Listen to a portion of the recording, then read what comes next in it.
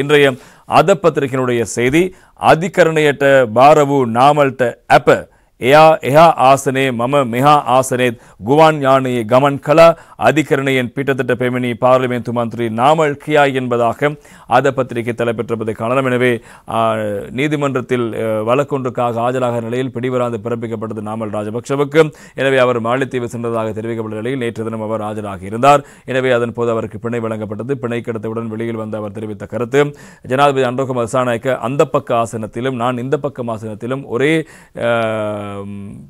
ஃப்ளைட்டில் தான் நாங்கள் பயணித்தோம் என்பதாக, விமானத்தில் பயணித்தோம் என்பதாக நாமல் ராஜபக்ச அவர்கள் தெரிவித்த கருத்தும் முக்கியமான செய்திகளாக இருப்பதை காரணம். எனவே அவருடைய அந்த வழக்கு தொடர்பான விவகாரங்கள் குறித்தும் நாங்கள் இப்போது கவனம் செலுத்த காத்திருக்கின்றோம். நேற்று தினம் தொடர்பான விடயங்களும் பேசுபொருளாக மாறியிருந்தது.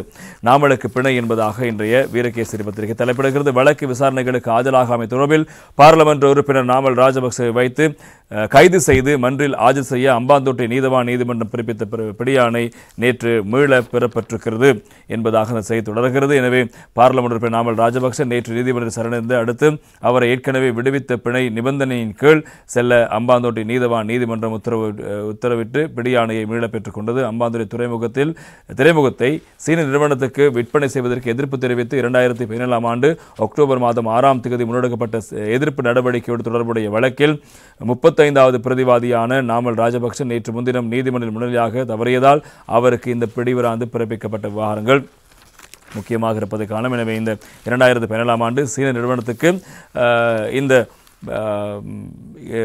அம்பாந்தோட்டை துறைமுகத்தை வழங்குகின்ற செயற்பாடுக்கு எதிர்ப்பு தெரிவித்த போது இடம்பெற்ற விடயங்களை மையப்படுத்திதான் நாமல் ராஜபக்சவுக்கு இவ்வாறு வழக்கு தொடுக்கப்பட்டிருக்கிறதாகவும் அந்த செய்தி தொடர்வதை நாங்கள் காணலாம்.